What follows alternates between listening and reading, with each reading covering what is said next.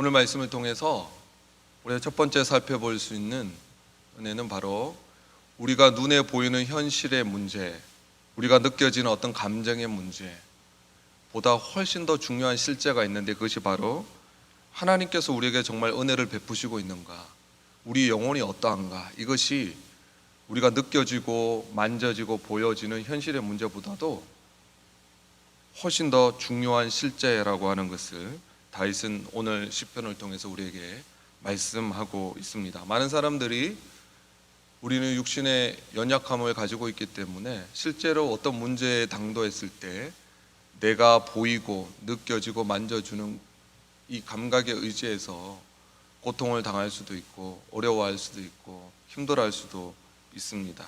그때 어떤 일을 합니까? 내가 당하는 고통이 너무 크기 때문에, 내가 휩싸여 있는 감정에 집중하기 때문에 하나님과의 관계가 어떠한가, 내 영혼의 건강함은 어떠한가, 하나님께서 내게 은혜를 베푸시고 있는가, 이런 영적인 실제에 대해서는 좀 무관심하기가 쉽다라고 하는데, 그렇지 않다라고 하는 것입니다. 눈에 보이는 현실보다 더 중요한 것은 눈에 보이지 않지만 실제인 하나님과의 관계, 우리의 영혼의 상태라고 하는 것입니다. 지금 이 시를 기록하고 있는 다윗이 어떤 상황입니까? 표제에 보면 바로 다윗이 사울을 피하여 굴에 있을 때라고 적고 있습니다. 사울을 피하여 광야에서 정처 없이 생명의 위협을 당하면서 떠돌이 신세로 다니고 있을 때였습니다. 사무엘서 23장에 보면 사울이 다윗을 죽이기 위해서 3,000명의 군대를 동원했다고 나옵니다. 여러분, 한 명이 아니라 3,000명, 그리고 절대 군주가 한 사람을 죽이기 위해서 군대를 조직해서 조직적으로 쫓아다니고 있을 때 그 다윗이 느꼈을 생명의 위협을 한번 상상해 보시기 바랍니다. 원수들과 대적들이 자신을 추격하고 있기 때문에 언제라도 자기가 잠시만 방심하면 자기가 죽을 수도 있다라고 하는 그 불안함 속에서 살았던 다윗, 피해 다녀야만 했던, 자기의 민족과 백성을 떠나서 적국에 속하기까지 위협당했던 다윗의 고통과 불안이 얼마나 대단했겠습니까? 그런데 다윗은 하나님, 저의 생명을 보존해 주십시오, 이 모든 대적들로부터 저를 구원해 주십시오라고 하는 현실적인 문제를 들고 기도 가운데 들어가고 있습니다. 물론 하나님께 은혜를 베풀어 달라고 하는 이 기도에는 자신의 생명의 어떤 그런 보존까지도 포함된 기도라고 볼 수도 있겠지만, 그 다음 말씀에 보면 영혼이라고 하는 말이 나옵니다. 내 영혼이 주께로 피합니다 라고 하는 기도가 등장하고 있습니다. 왜 다윗은 자신의 생명이나 안전이 아니라 은혜를 베풀어 주시기를 2번이나 기도하고 자신의 영혼이 피하도록 기도하고 있을까요? 제가 묵상하면서 깨달은 것은 다윗에게 있어서 중요했던 것은 자신의 생명 보장 이상으로 자신의 영혼의 문제가 다윗에게는 그 어떤 것보다도 중요한 실제였다라고 하는 것입니다. 사실 다윗의 입장에서 보면 선하시고 신실하신 하나님을 향한 믿음을 상실할 수도 있는 상황일 수도 있었습니다. 왜 그랬을까요?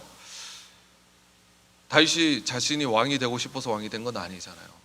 베들레헴에서 평범한 목동으로 살아가다가 사무엘 선지자를 통해서 기름을 붓고 왕으로 앞으로 장차 왕이 될 것이다 라고 하는 하나님의 기름 부음을 받았으면 이제 인생이 좀 풀리고 탄탄대로로 나아가야 될 것 같은데, 오히려 그때부터 다윗에게는 인생의 문제가 생겨나게 되는 거죠. 다윗이 전쟁에서 승리한 이후에 사울은 천천히요, 다윗은 만만이다 라고 하는 이 노래소리가 울려 퍼지고, 그것이 사울의 귀에 들어가고 난 뒤부터 다윗은 쫓기는 자가 되죠. 사울은 다윗을 죽이기 위해서 자신의 전력을 다하는 거의 10여 년의 광야 생활을 살게 되는 것입니다. 다윗의 입장에서 얼마나 억울합니까? 자기가 특별한 죄를 범한 것도 아니고 실수한 것도 아니고 자기가 한 것이라곤 하나님의 선택을 받아서 기름 부음을 받았을 뿐인데, 그것 때문에 사울에게 생명의 위협을 받는 시간들이 짧은 시간도 아니고 긴 시간 동안 지속되면서 아마 다윗은 의심해 보지 않았겠습니까?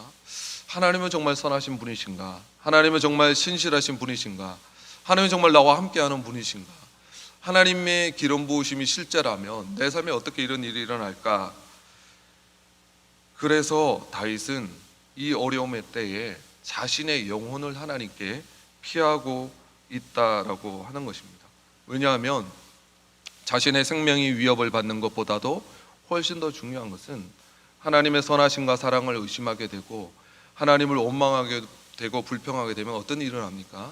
내 영혼의 건강이 건강하지 않게 되는 거죠. 하나님과의 관계가 멀어지게 되는 거죠. 하나님의 사랑을 의심하게 된다라고 하는 것입니다. 우리는 흔히 위기 때가 되고 어려운 상황에 처하게 되면 나 자신에게 집중하기 쉽습니다. 그러면서 어떤 일이 일어납니까?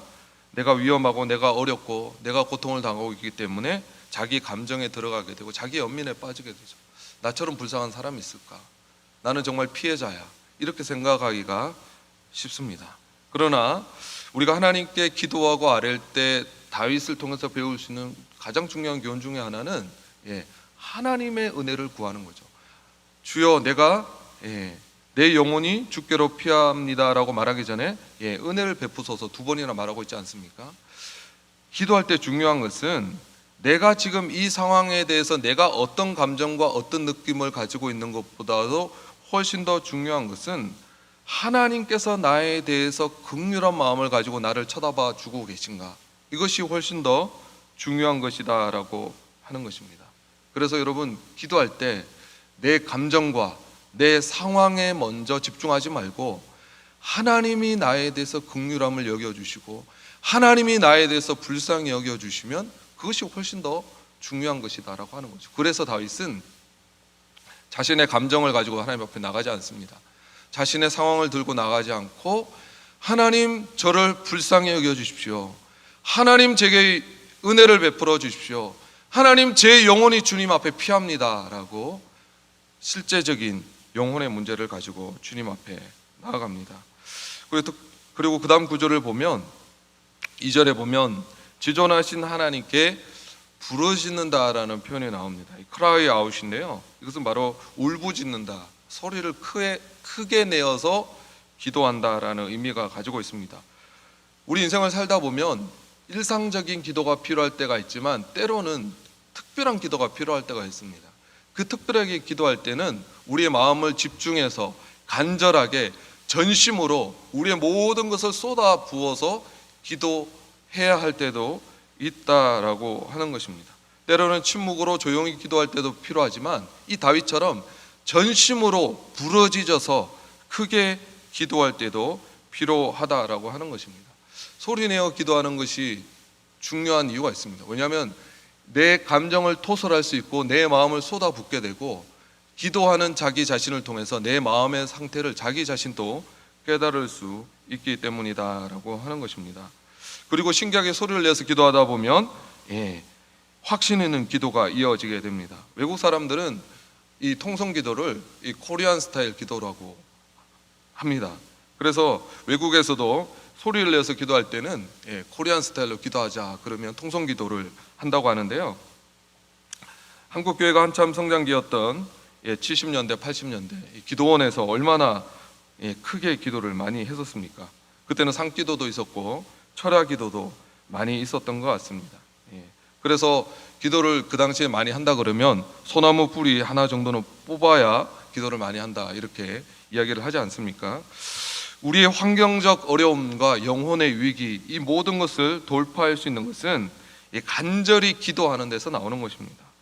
여러분, 여러분의 삶의 자리에서 혹시 문제들이 있다면, 특별히 여러분의 영혼의 위기가 있다면 여러분 작정하시고 특별하게 주님 앞에 이 시간들을 정하셔서 금식을 하든지 작정을 하든지 시간과 장소와 공간을 구별하셔서 여러분 골방 기도가 뭔지 아십니까? 내가 어떻게 기도하더라도 다른 사람이 알 수 없는 나만의 은밀한 공간이 필요하다라고 하는 거죠. 그곳에 나가서 문을 닫고 간절히 주님 앞에 아뢰할 수 있기를 바랍니다. 3절입니다. 2절 후반절입니다. 곧 나를 위하여 모든 것을 이루시는 하나님께로다라고 다윗은 확신하고 있습니다. 다윗이 이렇게 부르짖고 간절히 기도할 수 있었던 이유가 있습니다. 바로 하나님의 섭리에 대한 확신이죠. 나를 위해서 모든 것을 이루고 계시다라고 하는 보이지 않는 손길, 하나님의 섭리에 대한 믿음이 있었기 때문에 다윗은 이렇게 담대히 부르짖을 수 있었다라고 하는 것입니다.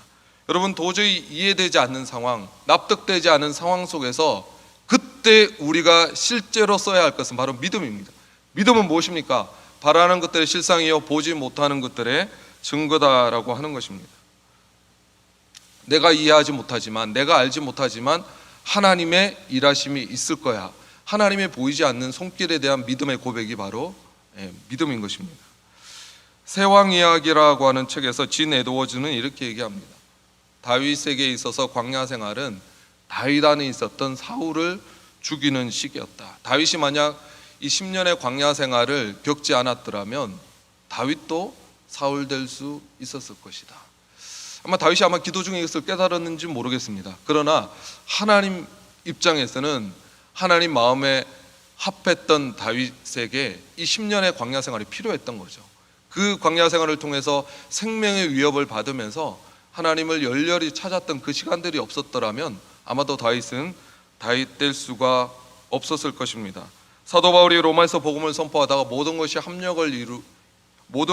합력하여 선을 이루신다고 하나님의 성품에 대해서 선포하지 않습니까? 요셉이 억울하게 감옥살이를 하면서 형들에게 팔림을 당하면서 그 외롭고 긴 시간 동안 하나님의 보이지 않는 은혜의 손길에 대한 믿음이 없었더라면 아마 그 시간들을 버티기가 어려웠을 것입니다. 그래서 여러분, 하나님의 보이지 않는 섭리의 손길을 기억하시기 바랍니다. 내가 이해하지 못하고 내가 보지 못하지만 지금 또 하나님의 손이 나의 유익을 위해서, 나를 훈련시켜서 정금같이 나오기 위해서 이 고난과 어려움의 시간을 사용하고 있겠구나. 내가 그것이 아직은 정확히 알 수 없지만 하나님은 선하신 분이시기 때문에 신실하시게 나의 고통과 나의 어려운 상황까지도 하나님께서 사용하고 계시겠다라고 이 믿음이 필요한 것입니다. 마지막으로 살펴보기를 원하는 것은 5절 11절 말씀입니다. 5절 11절 말씀이 동일한 구절이 샌드위치 구조처럼 반복해서 선포하고 있습니다. 이것은 강조하기 위해서 의도적으로 이렇게 배치한 것입니다. 그만큼 다윗은 5절 말씀, 11절 말씀을 강조하고 싶은 것입니다. 그리고 이 5절 말씀, 11절 말씀이 그 중간에 나오는 이 6절 말씀, 자신의 상황과 긴밀하게 연결되어 있다라고 하는 것을 보여주는 것입니다. 6절 말씀을 보면 자신의 상황이 여전히 어렵습니다. 자신의 대적과 원수가 자신의 걸음을 막으려 하고 그물을 준비하고 웅덩이를 파고 있습니다. 정말 내 영혼조차 억울한 상황입니다. 근데 그때 바로 다윗이 올려드리는 기도가 아니라 동일하게 자신의 원수로부터 공격을 막아달라는 기도가 아닙니다. 어떤 기도입니까? 바로 놀랍게도 하나님의 이름이 높이 들리고 주의 영광이 온 세계 위에 높이 높아지기를 바란다라고 이 기도를 반복해서 올려드리고 있다라고 하는 것입니다. 어떻게 보면 너무 현실과 다윗 자신이 처한 상황과 동떨어져 보이지만 묵상해 보면 다윗이 진정한 관심이, 다윗이 평소에 어디에 집중하며 살아가고 있었는지 다윗의 사람됨을 너무나 정확하게 보여주는 거죠. 다윗은 왕이 되기를 갈망한 사람이 아니었습니다.